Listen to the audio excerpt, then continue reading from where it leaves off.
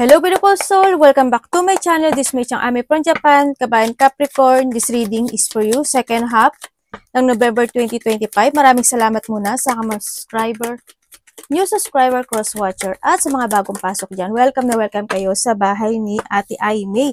Salamat din sa nakataba ng puso ninyong mga comments at sa mga nagpa-personal reading. Marami pong salamat. Kung gusto nyo na energy nyo lang talaga ang gusto nyo makuha natin, all the details is in description below. Pakicheck na lang. Diyan reading tayo, Capricorn. Kunin mo lang ang sayo at itapon ang hindi naman sayo. Hala. Nangyayari or mangyayari pa lang. Use your own intuition. Lawakan nyo ang inyong isipan. Energy reading. Ano man ang gender mo, ano man ang edad mo. Pag hindi nyo energy, huwag nyo lang ipilit. Ha? Madami kayo energy sa mundo ito. Ano ba to ate? Tatandaan nyo lagi na hindi ang card ang magpapabago ng buhay nyo, kundi kayo lang. Okay? Capricorn.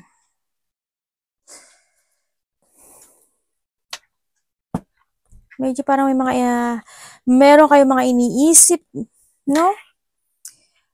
May pagbabago magaganap o mangyari sa buhay mo. Or maybe handun yung situation na you're illusioning something to change, maaring ganon, or may mga dream situation, sa iba siguro, handin yung baka gusto nyo na magpalit ng career or job, or thinking about something to change, maaring ganon sa iba sa inyo. Maaring may mga feeling emotions sa iba, no? Kung kulang kayo sa tulog, siguro mas habaan nyo pa yung tulog, or yung iba dito, maaring mas magiging, ano kayo, parang mas gusto nyo ng mahabang tulog. Maaari makakaramdam kayo ng gano'n. Flag, do not be tempted to lower your standard. Kung alam mo na may mga either red flag, ganyan na, wag ka munang, tsaka wag ka na magpapatol, no? Wag ka na magpapatol, don't lower your standard nga, sabi nga nila. Wag mo namang alisin lahat ng pride and ego mo. Level up lang. Pero pag may nakikita ka na something wrong, siguro ano na lang, layo, space, ganun, no? Basta kung asa man yan, maaaring magkakaroon ka kasi ng mga hindi magandang sitwasyon with the second half. Pwede magkaroon ka ng away, hindi kayo magkakaintindihan, mga emotional situation, ganyan. O kaya kung ano man yung situation na ano. And you are on the road to success. Kung ano mang aspeto na goal o tinatahak mo o tatahakin mo, this time, kung nagkakaroon man ng siwa-siwa ba tawag doon? Yung parang gano'n, no? Yan, ganyan. Yung zigzag, something. Tuloy-tuloy ka lang, no? Tuloy-tuloy ka lang, don't bothered. Don't bothered, no? Kumbaga, hindi itong plug na to ang makakapag-distract o makakapag-block to success sa'yo, no? Kaya handin yung sitwasyon na don't block yourself in a situation na ganito, na flag. Kaya don't lower your standard. Kung sa relationship yan, naku po, don't lower your standard, diba? Move on, diba? Kung sa career mo yan at may mga blockage at may mga hindi ka nagkakaunawaan or any situation, family, kaibigan, yun. Siguro ano na lang, iwas. Indecisiveness, allowing your life to rumble aimlessly. Nandito ka sa sitwasyon mo na parang may mga bagay na hindi ka makapag-desisyon. Kaya ang nangyayari sa'yo, paikot-ikot ka in your situation. No? Halimbawa, in a relationship, halimbawa sa pera related, halimbawa sa trabaho related, halimbawa napaka very forgiver ka talaga at masyado ka understanding, overkind ka, kahit na paulit-ulit ka na naloloko or paulit-ulit ka na inaabuso, baka hindi ka nagiging okay sa'yo. Huwag naman sana, kaya handito rin si red flag, di ba? Kumaga, hindi itong mga ito makakapag-blockade sa'yo to success. Di ba? Ibig sabihin, wag to. No? Remove the blockage. Ibig sabihin, ha? Dealing or relationship with an older woman. With the older woman, pwedeng magulang mo, pwedeng karelasyon mo na mas, halimbawa, 1-year-old up sa'yo, 2-year-old up sa'yo. Kung malayo man kayo ng edad, kung sino man ito, no, pwedeng karelasyon mo, or maybe this is you also, no, sa nakita. Doon yung sitwasyon na maaaring you're dealing with the older woman, or maybe this is you, maaaring siya yung nagkakaroon ng mataas yung ego niya, o kaya magkakaroon kayo ng hindi pagkakakunawaan, maliit man o maliit yan, maaaring maiirita ka or maiirita siya sa'yo, maaaring kung in relationship ito or kasamahan mo sa trabaho, kung sa aspeto naman, maaaring paulit-ulit na lang na ganun ang nangyayari, pwedeng ganun, di ba? Kung sa aspeto ng buhay mo yan, na nananakok tuloy kayo, no? Table, hard work ahead. May mga sitwasyon by the second half, siguro is aasikasuhin, kasi andito rin si Road, si Mountain, no, may mga aasikasuhin, o may mga dapat nang aasikasuhin, kasi andito si Will. May mga indecision situation kasi ako nakikita. Maaring may mga hindi pa totally natututunan, maaring ganon, na need to give an effort and hard work. Kung ano man yung mga aasikasuhin, kukumpunihin, i-develop, or mga bagay na need to success, pwedeng sa trabaho, maaaring ganun. May mga konting gusot, o relasyon man yan, or pera man yan, may mga konting gusot, no? Maaaring doon ka magpo-focus to give an hard work, ganyan, pagpapatuloy mo yung, pero wag sanang ganitong pagpapatuloy, yung cycle na paulit-ulit na gano'n. Diba? Parang, papagod ka lang yan. Hindi ka naman hamster. Di ba yung hamster parang gano'n lang siya. Too much concern with the sexual matter. Ay, pwedeng ikaw ito. Hedya ka, oh. Diba? Pwedeng ikaw ito, diyan. Or someone into your life, diba? Hindi natin alam. Baka sabihin nyo, ate, hindi ako yan. Vice versa naman tayo kasi wala naman yung pangalan mo dito. Kung sino man ito, ha? Kung sino man ito na paulit-ulit na lang. Or pwede naman itong sitwasyon na to is maybe kung merong mga third party, di ba? Kung paga ay paulit-ulit ka lang niyang niloloko, ganyan. Paulit-ulit na lang siya nagkakaroon ng red flag, or maybe this is you, ganyan. Parang nahando sitwasyon na, Diyos ko po, kailan pa ba ito magbabago? Mukhang kahit ano atang gawin ko, mukhang no changes. Pwedeng ganon. Or pwedeng iba sa inyo, or you are in a same-sex relationship, pwedeng ganon sa nakikita ko sa iba sa inyo. Kaya nahandito rin si flag, no? Kaya handito yung sitwasyon na same pattern. Yan, may mga sitwasyon sa buhay mo na magiging same pattern. Sana wag naman, no? Sana wag naman. Tingnan natin ang iyong energy. Energy niya. Pwedeng trabaho mo, para same pattern yung nangyayari sa'yo. Kung sa aspeto ng buhay mo. Energy ni Capricorn. Second half po. Teka. Second half.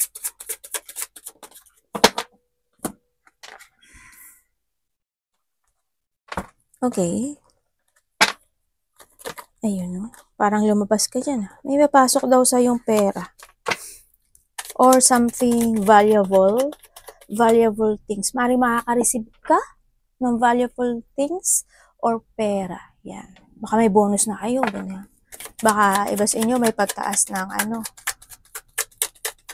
yung sahod. Ay, Galileo. Okay, ang energy mo. Ano ba yan, ate? Puro pera to, oh. Pera, ay, ito, oh. Pera ba nasa utak mo? Okay.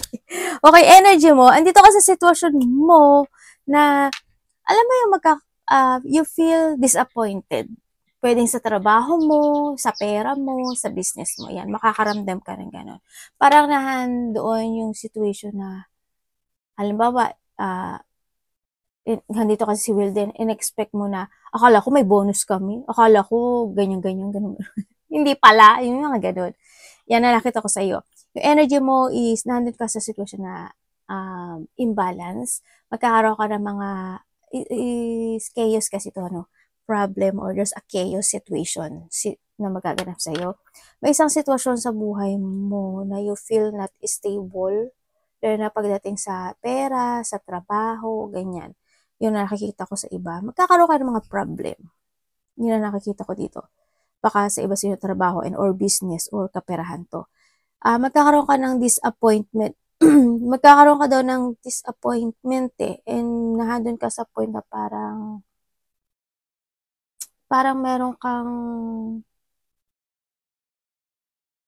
parang maghahanap ka ng isang sitwasyon to fulfill yourself. Parang nandun ka sa point na yun. Yun ang nakikita ko dito. May konting emotional, siguro mga physical or mental emotional situation, maaari magkakaroon ka ng ganon. Yun, may mga sitwasyon na mag-iisip ka na you want to try something new. O may mga bagay ka na itatry, na gusto mong itry. Nandun ka sa sitwasyon. May mga bagay ka na hahanapin. And also, yung iba naman sa inyo, energy nyo, siguro din yung pag-iwas. No? May mga bagay na iiwasan o may mga tao kayong iiwasan. Ganyan. O may taong iiwas sa'yo. Tingnan natin. Frustration ng iba sa inyo. Or handun ka sa point na malilito ka.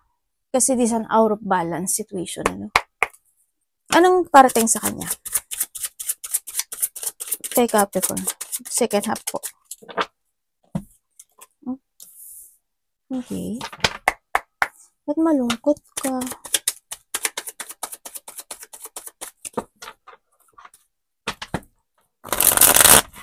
Ano po ito?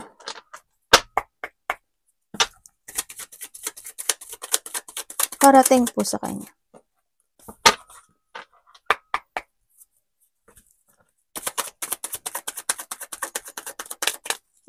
Dalawa talaga. Okay, parating sa'yo. Parating sa'yo, vice versa tayo pero ang iba sa inyo, may taong mas bata sa'yo nakakausap sa'yo. May kakausap sa'yo na mas bata. Or maybe you or siya thinking about something. Parang hindi niya alam kung kakausapin ka ba niya or iti-text ka ba niya. Nandun sa point na yun, no? Sa nakikita ko dito. Vice versa tayo, pero yung iba sa inyo, mas bata to sa'yo. Yan. Pwedeng karelasyon mo, kasi nandito rin ito, si Rabbit, tsaka ito, no? O maaari siya nag-iisip o ikaw nag-iisip vice versa. Or nandun yung point, kasi nandito rin si 8, tsaka si 9. Maaring may tao na maghihintay o naghihintay itong tao na to na kausapin mo siya or or ikaw ang kakausap, parang ganun. Parang they waiting na naghihintay siya na tamang pagkakataon, tamang oras, tamang panahon. Tama ba ako? Mali-mali na naman ako sa Tagalog. Engot-engot ko talaga minsan. Yun, naghihintay siya ng chance or naghihintay siya ng ganun, tutok. Yun na nakita. Bari ikaw or siya ito sa'yo. Vice versahin natin, ha? Also, kasi dito,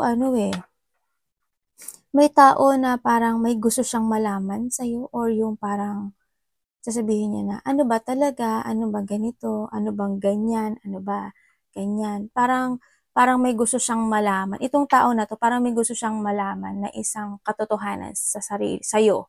Or maybe you want to talk or to see na may gusto mong malaman sa kanya, yung katotohanan. Ganyan. Parang you want to see the fact.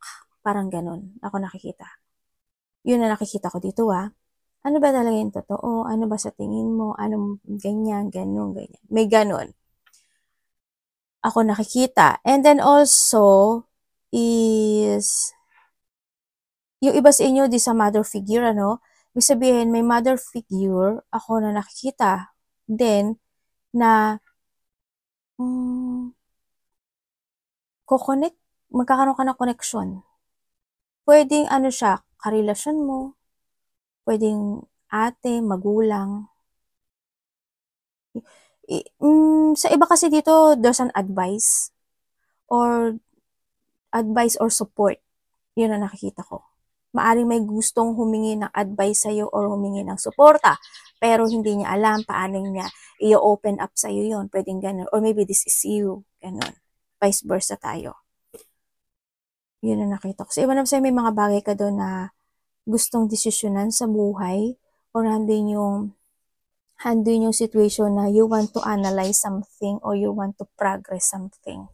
Pero ang nakikita ko kasi sa'yo parang tinitimbang mo pa yung mga sitwasyon. Maaring inaalam mo o nire-research mo o pinag-aaralan mo yung mga bagay na yun. Parang may mga pinag-aaralan ka o pag-aaralan ka o i-research ka or aalamin ka. Parang o sisiyasatin ka. Parang ganun ako nakikita sa'yo.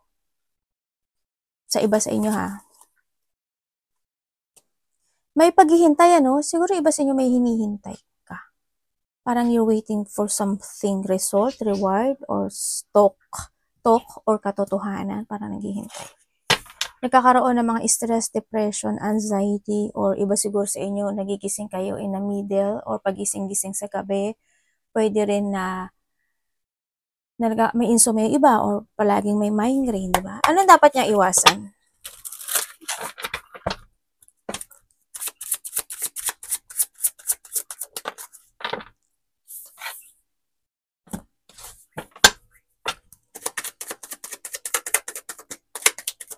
Dapat mong Ay, 9 and 9, no? Ano na? Tatlo na yung 9. 9. Kanila 9. Okay, dapat mong iwasan. Ay, ganun, universe. Okay, hindi mo na yung iiwasan na. Sasabihin ko muna sa iyo yung ibang Okay, thank you. Okay, ang nakikita ko ay okay. Nakita ko na.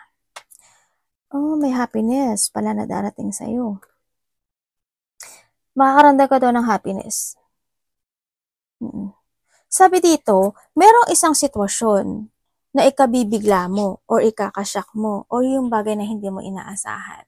Maaaring itong sitwasyon na to is makakaramdam ka kasi na satisfaction dun sa bagay na yon. Makakaramdam ka ng parang gusto mo rin yung sitwasyon na yun, yung mangyayari na yon o yung kung ano man yon. Pero ang nakikita ko kasi, magkakaroon ka lang siguro ng konting stressful when it comes sa bagay na yun. Meron siyang good and meron siyang bad. Parang ganun. Ako nakita na parating sa'yo. Maaring may mga revelation sa iba naman maaring hinihiling mo yun talaga matagal na, tapos mangyayari siya. Pero halimbawa, paano ba ma-explain? Para mas maintindihan. Halimbawa, inaasam mo na magkakabonus ka na ganito. Diba? Pero,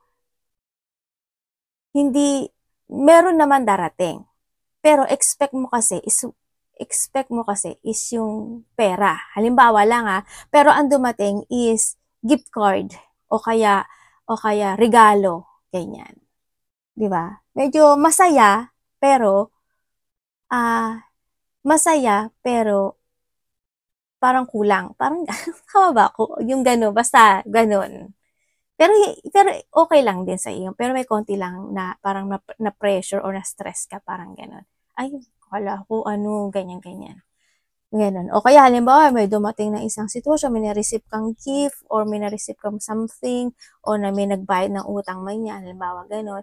In-expect mo babayaran niya ng buo kasi magde-December na, 'di ba? Pero ang sabi niya, pwede ba next time na lang yung kalahati, next time na lang yung kulang, ganyan. Pwedeng ganun. Kung ano man yung mga situation. Yan. And then, syempre, ang dapat mong iwasan is yung hindi ka makapag-focus sa mga pangarap mo sa buhay mo. No? Yung stress, negativity thinking, yung think about something failure, yan, yung mga bagay na hindi mo kumbaga kasi ang nakikita ko dito kasi is wag kang masyadong maging mapang-asam for now kasi there's a progress situation happen into your life. Kumbaga, bibigyan kita ng 1,000 pesos pero ang hinihiling mo sa akin is 2,000. Halimbawa, sinabi mo kay Lord, di ba, kay Universe. Kasi nagpa-progress yun May mga time na need to progress. Yung half is next year na lang. Yung mga ganun. No? Kumbaga, be contented sa meron ka sa ngayon. Pero, you're blessed. Kumbaga, gratitude lang din, no? Yun nakita. And be responsible, ang sinasabi rin dito. Don't focus to a burden. Iwasan mo yon. Struggle, stress, don't focus. May mga sitwasyon na kung naumpisahan mo, kailangan mo hanggang solo is tapusin mo ang sinasabi dito. Siyempre, may sinasabi rin na may mga bagay na need to let go to focus to your dreams come true or makamit mo yung pangarap mo para mas gumaang-gaang yung energy mo, no? Kung may mga bagay na kailangan na abandonahin, ito na yung kailangan. Kung may mga bagay na kailangan i-transform, gawin, yun na nakikita ko dito. Sa iba sa inyo, no, andun kayo sa point na siguro may mga bagay talaga kayo na gusto nyo i-transform sa sarili. Parang gusto nyo baguhin sa sarili. May mga hinihiling kayo. Sa love. Love. Kapatid, anak, magulang, karelasyon, kaibigan, pamilya.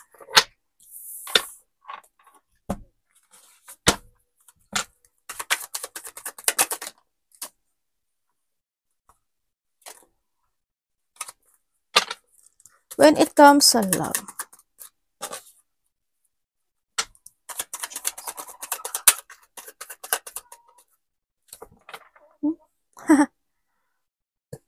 dito pareho din sila. Ito pareho din. Sa iba nagkahiwalay na talaga. Okay, when it comes sa love, ang nakikita ko dito is, yes, nagkaroon sa mga nag-separate. Sa mga nag-separate dito, nandun talaga kasi nandito rin si Devil. Alam mo kasi, ang nakikita ko dito, may pag-iwan sa ere o yunahan doon yung sitwasyon na nagkaroon ng rejection, abandonment situation sa relationship na ito. Medyo malayo talaga yung agwat nyo, no? Or sa iba dito is talaga magkaiba talaga kayo ng edad sa nakikita ko dito. Kasi medyo naging toxic yung relationship. Pwede yung isa is naging sakim or makasarili, itong tao na to. Mas gusto kasi, vice versa tayo yung nakikita ko kasi dito, isa sa inyo kasi is kailangan sundin yung gusto niya. Or you need to, if you want me, follow me. Parang ganun ang nakikita ko sa kanya, no? Yun, parang iniisip niya kasi is sarili niya lang. Hindi niya iniisip kung ano yung kalagayan ng isa or makakasakit ba, kaya ba, dapat ba, hindi wala doon sa point na yun no, sa nakita ko dito. Sa iba naman sa inyo, ang nakikita ko rin when it comes to dito sa relationship na ito, may problema rin sa pera. Pwedeng ikaw yung may problema sa pera o yung isa is may problema sa pera. Pwedeng isa rin yun ang nagiging cause, no, kasi handun yung pagtulong na nakikita ko. Siguro na handun yung point na minsan hindi mo siya matulungan or vice versa tayo. Yun ang nakikita ko. Kaya they feel broke, no?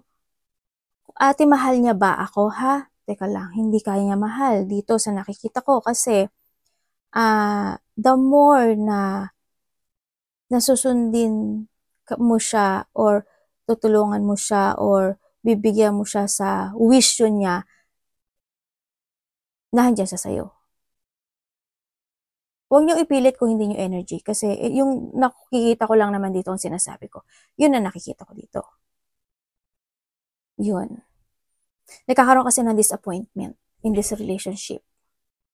Sobrang nagkaroon ng depression. Yes, kasi nga separation, di ba? Heartache, may mga sorrow, loneliness situation. Handun talaga yung intense sa iba or handun yung emotional pain when it comes dito sa relationship na ito. Mahirap talaga kapag medyo magkalayo ng edad sa nakikita ko dito. Well, sana wag ka masyadong lang 'di ba palagi ko naman sinasabi, kapag labis is masama, 'di ba? Kung kayo kasi isa lang sa inyo nagbibigay ng effort sa relasyon. Isa lang ang nagbibigay ng effort to develop, ganyan. Pero may nagsisinungaling Okay. Alam niyo naman siguro yung devil, di ba? Okay, kung kayo is in relationship, ganoon din naman, maaring may konting gap when it comes sa edad, sa nakikita ko dito. When it comes dito sa relationship kasi there's a pain ako na nakikita sa relasyon niyo. Hindi ko alam kung sa part mo o sa part niya o in this relationship. Maaring isa sa inyo is may sakit or nakakaramdam ng sakit or may sakit na iniinda. Kasi ang nakikita ko dito is there's a trap or stagnant situation. Yun ang nakikita ko. When it comes naman dito sa love na to, hando yung supportive relationship. Pwedeng isa, supportive, ikaw is supportive, vice versa tayo.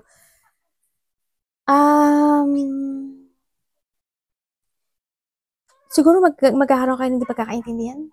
Dito sa nakikita ko pwede kang magkaroon, pwedeng sasama ang loob ng isa sa inyo. May sama ng loob or hindi pagkakaintindihan, either malaki o maliit na conflict, magkakaroon ganun. Sa nakikita ko, may mga sitwasyon na hindi magiging maganda na parating sa relationship. Yun ang nakikita ko dito.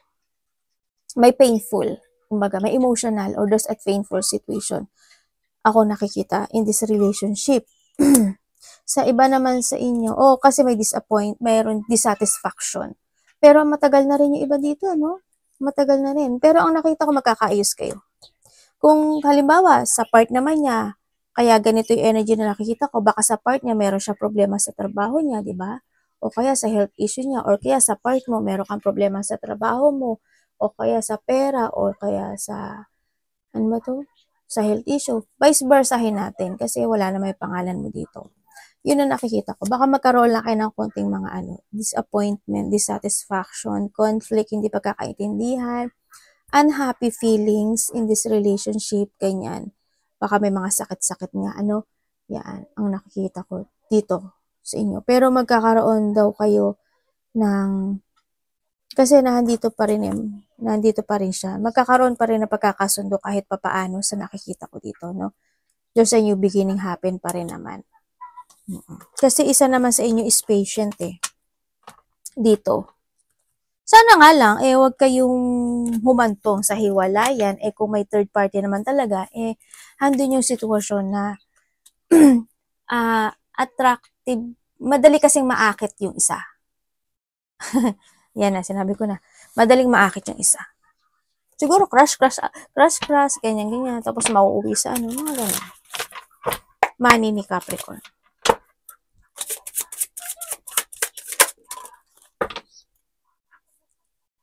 Matuksuhin, ganyan. Matuksuhin kasi yung isa. Kung wala naman third party, hindi yun. Mararamdaman mo naman yun. Sa money niya po.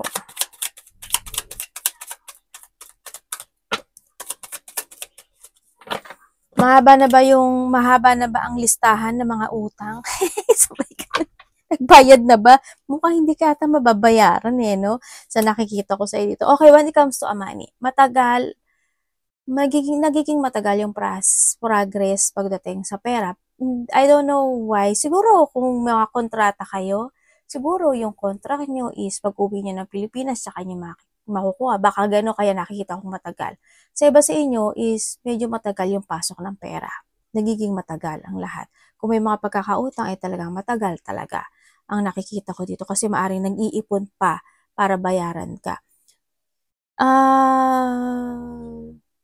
Sa pera mo kasi, you are thinking about how to develop more yung pera mo dito, no? Sa nakita ko sa iyo. May mga bagay din naman naiintindihan mo kung bakit ganito, kabagal ang pera ko, bakit gano'n, na hindi nagiging mabagal yung pag-iipon ko. Nandun ka man sa sitwasyon, pero iba sa inyo kasi nag-iipon naman talaga.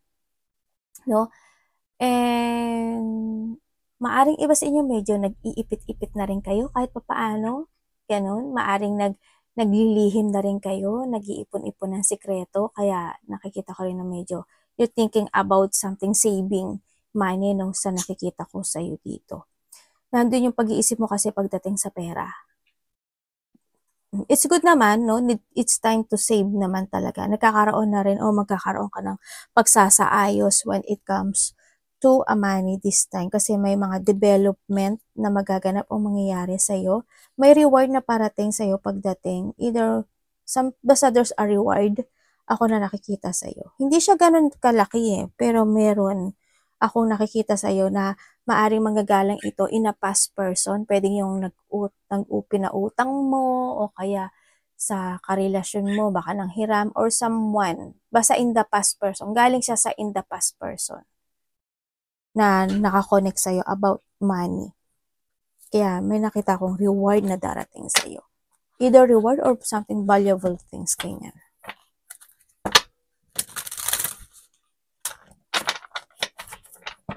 Magkakaroon na improvement sa'yo sa pera dito. Kasi you are more on committed na rin how to improve yung pera mo no? Ganyan. Nagiging, sa iba sa inyo siguro is more on thinking about practicality when it comes sa money. Advice. Capricorn. Ano ba yun?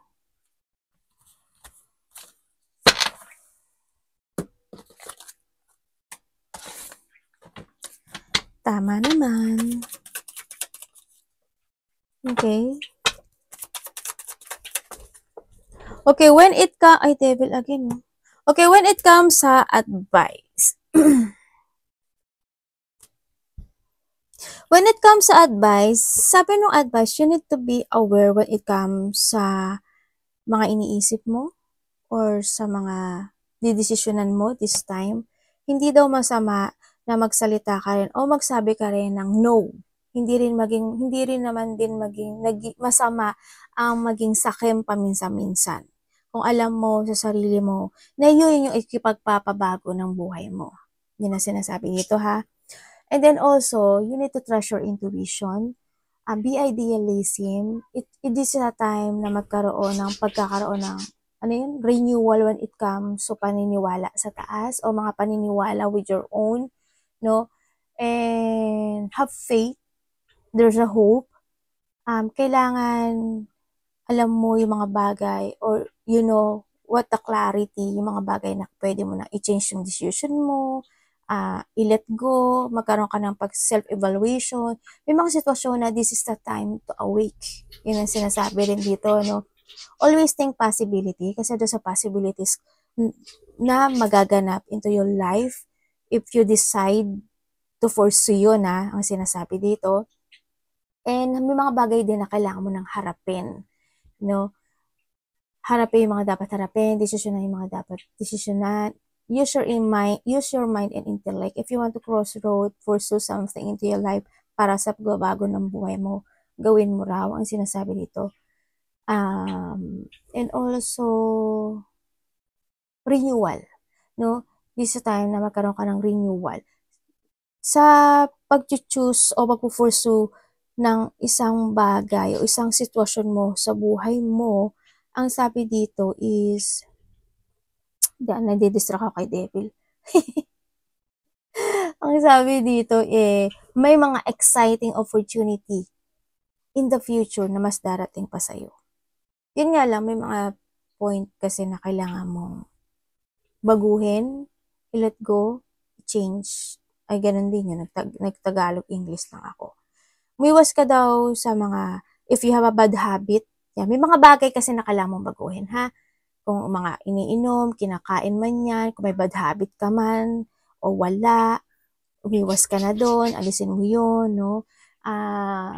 Release yourself in a situation na you feel it's toxic or hindi makaka-good to growth sa'yo, no? Yun ang sinasabi rin.